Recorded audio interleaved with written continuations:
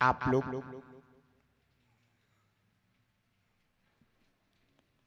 ऐसे कितने ही श्रावक होंगे जिन श्रावकों को मुनराजों के इन आवश्यकों से का कोई परिचय ही नहीं होगा,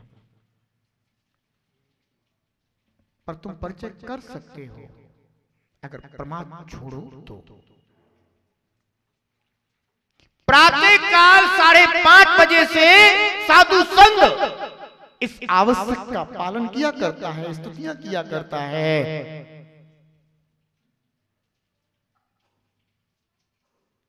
हमें ऐसे अवसरों पर जानने का प्रयास करना चाहिए कि मुनराज इस समय कौन सा अपना मूल गुण पालन कर रहे हैं। बंधु, श्रावक उनके ऐसे महान मूल गुणों का पालन करते हुए देखने के लिए उपस्थित नहीं हो पाता, उसमें शामिल नहीं हो पाता, और बाद में कोई बात हो तो आलोचना करने के लिए खड़ा हो जाता है। अरे रे मूढ़, जब तू स्वयं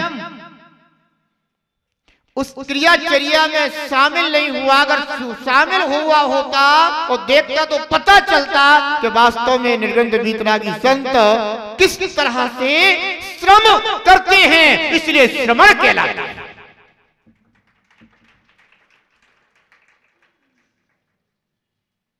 अरे ऐसे शुभ अवसरों पर हमें ऐसे ही सद आचरण का लाभ लेना चाहिए। बाकी तो जीवन में तुम जितने काम करते हो ना, वे तो तुम्हारे जीवन भर चलते रहेंगे, अनवरत चलते रहेंगे, पर साधु जनों के ऐसे कर्तव्यों का पालन करते समय आप जो लाभ लेंगे बंधु, वो इस जीवन में अमूल्य होगा, उसका कोई मूल्य नहीं हो सकता। वंदना, अरहंत सिद्ध और उनकी प्रतिमा, तप, श्रुत या गुणों में बड़े गुरु और स्वागुरु का कृति कर्म पूर्वक अथवा बिना कृति कर्म के मन वचन काय पूर्वक प्रणाम करना, ये वंदना नाम का आवश्यक मूल गुण हुआ करता है।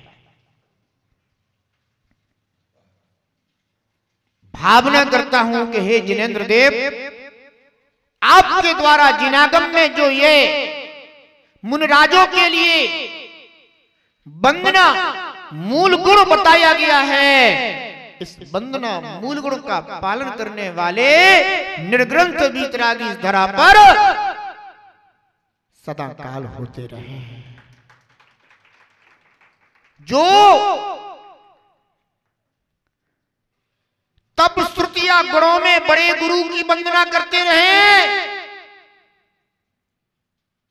और स्वागुरु की आराधना करते रहे। बंधुओं, काल दोष प्रभावी हो रहा है, और काल दोष प्रभावी होने के कारण कभी कभी यह देखा जाता है कि एक संत, एक साधु दूसरे साधु के प्रति जो समाचार विधि बताई गई है उसका पालन नहीं करता, और फिर भी कहता है कि हम श्रेष्ठ हैं। जिन आज्ञा का उल्लंघन करने वाला 3 काल में भी श्रेष्ठ नहीं हो सकता। जिन आज्ञा तो यही है कि जो भी जिनलिंग के धारी निर्ग्रंथ मुनिराज हैं, अगर वो नगर में प्रवेश कर रहे हो और आप अगर उस नगर में पूर्व से स्थित हैं, तो आप उनकी भावपूर्वक अगवानी करें। ये जिनाज्ञा है, जिनेंद्र भगवान की आज्ञा है। और अगर कदाचित कोई इस आज्ञा का पालन नहीं करता, तो एक तो समाचार विधि का पालन नहीं होता उनसे, और दूसरा ये जो वंदना नाम का गुण है इसमें भी दोष आता है।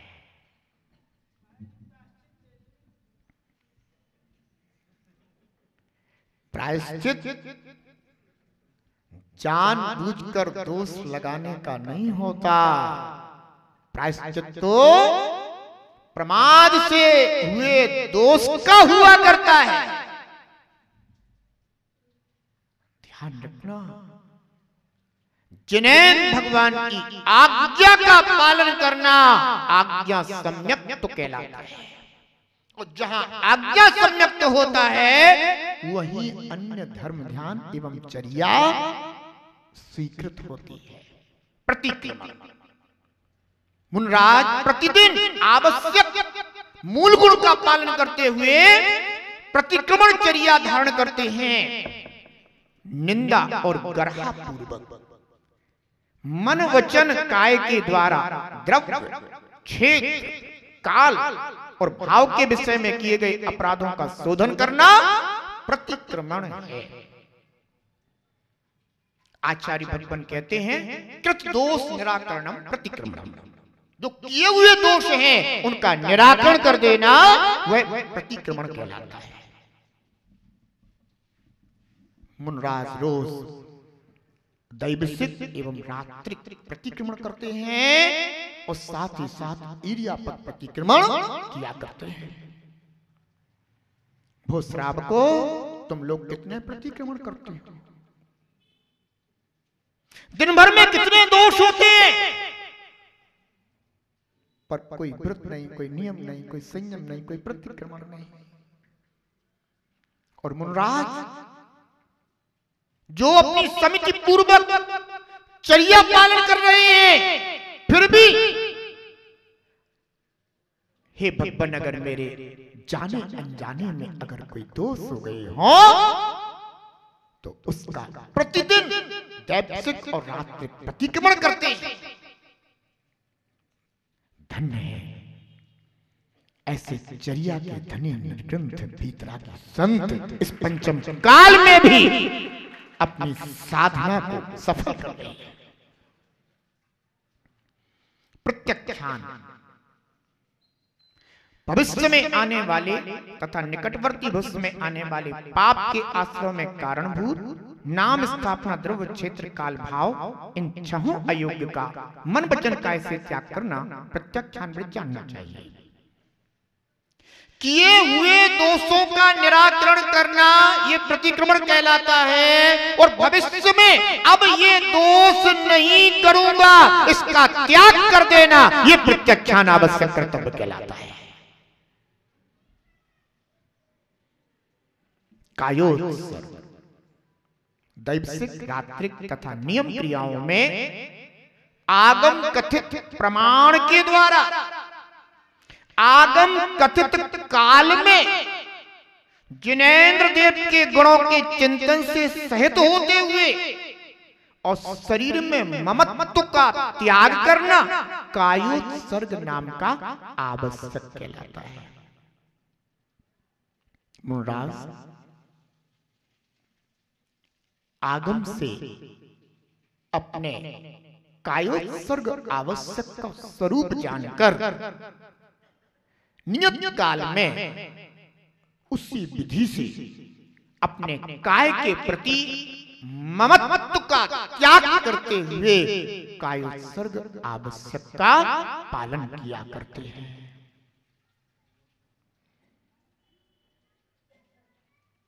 अहो तुम सब तो काय के रागी हो और ये सब काय के बैरागी हैं।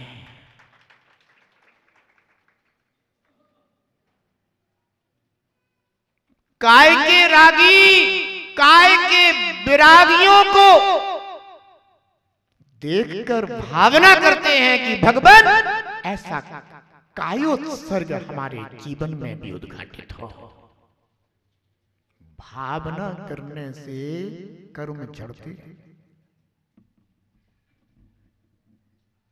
जानते हो। केवल ऐसा नहीं है कि मुनराज की हम ऐसे अगर भावना कर लेंगे तो हमें क्या लाभ हो जाएगा। ध्यान रखना, भावना करने से हमारे तत्क्षण कर्म क्षीण होते हैं। इसलिए मुनराज के आवश्यक कर्तव्यों को मूल गुणों के रूप में जानते हुए मुनराज की वंदना करना कि हे सड़ आवश्यक के धारी निर्ग्रंथ योगीराज, हम आपके इन गुणों की वंदना करते हैं।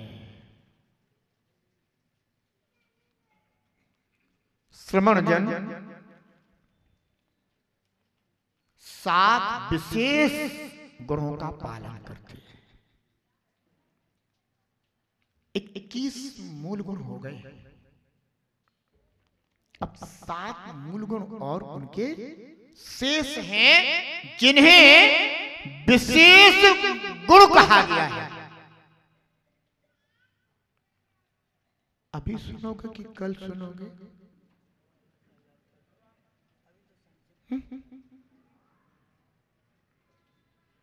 कब सुनोगे? आप जैसे श्रावक असमंजस में पड़ जाते हैं। एक और ये चिंतन आ रहा होगा कि अब और भी काम है महाराज श्री। दूसरी ओर ये चिंतन आ रहा होगा कि इतने साधु जनों की आहारचर्या का भी समय हो रहा है महाराज श्री। सुनने में तो अच्छा लग रहा है, पर अब कल सुन लेंगे। ठीक है।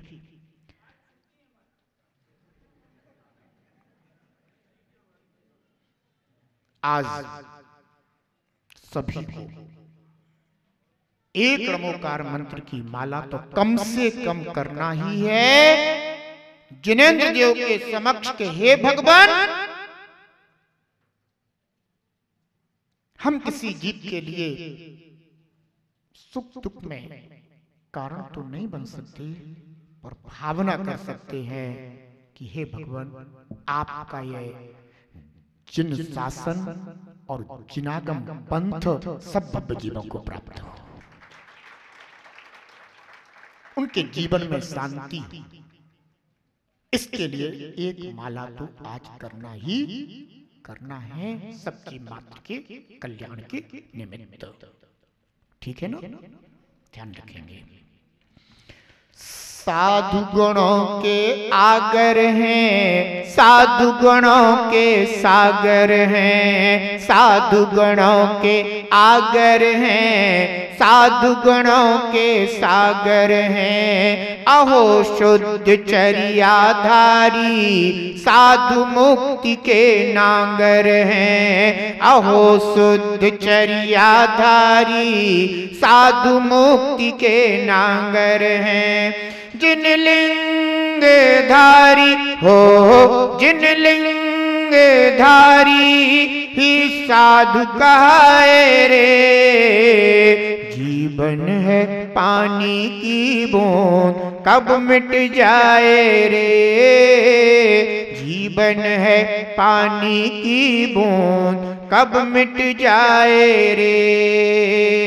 होनी अनहोनी हो, होनी अनहोनी कब क्या घट जाए रे।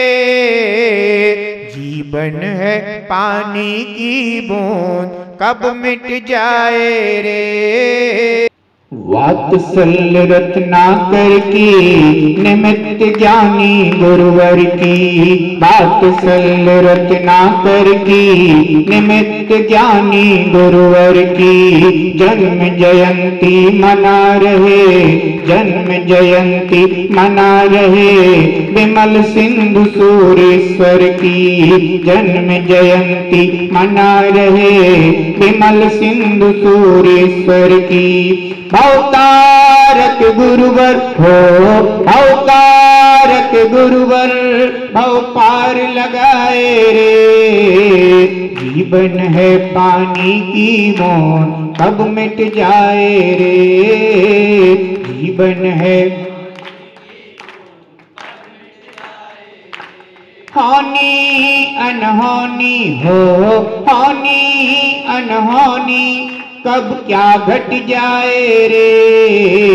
जीवन है पानी की बूंद, कब मिट जाए रे। जीवन है पानी की बूंद, कब मिट जाए रे। जीवन है पानी की बूंद। जय जिनाकुम पंथो, जिनाकुम पंथो। इस धरा पर एक भावी सिद्ध ने जन्म लिया। आज का दिन पवित्र हो उठा। प्रकृति आनंदित हो उठी, क्योंकि जीव मात्र के प्रति करुणा का, दया का, अहिंसा का भाव रखने वाला एक भव्य जीव जन्मा। धन्य उठते हैं वे माता पिता जिनके गृह में ऐसे कोई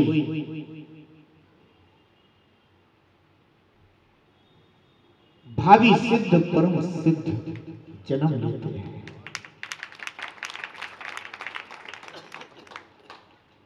इस मनुष्य पर्याय की बड़ी व्यवस्था है। वो ये कि हम समझ नहीं पाते कि कौन हमारे बीच, हम नहीं समझ पाते कि कौन हमारे गृह में, परिवार में, कुलवंश में जन्मा है। और ऐसी ऐसी महान महान आत्माएं हमारे बीच आकर के विदा हो जाती हैं। कौन जानता था कि कोसमा में एक छोटे से गांव में 3 लोग का नाच जन्म रहा है। कौन जानता था कि एक ऐसा संत इस धरा पर जन्म ले रहा है या जन्म लिया है जो अपना ही नहीं प्राणी मात्र का उद्धारक होगा।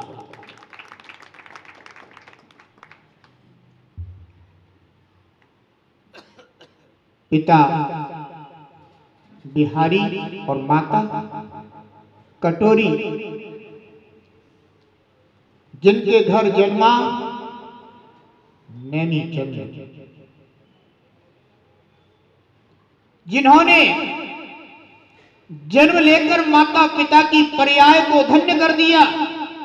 कभी कभी संतानें अपने माता पिता और परिवार को धन्य कर देते हैं। और एक बात ध्यान रखना, जिस परिवार में निर्ग्रंथ संत जन्म लेता है, उस परिवार में जितने भी भक्त जीव होते हैं वे कभी दुर्गति के पात्र नहीं होते।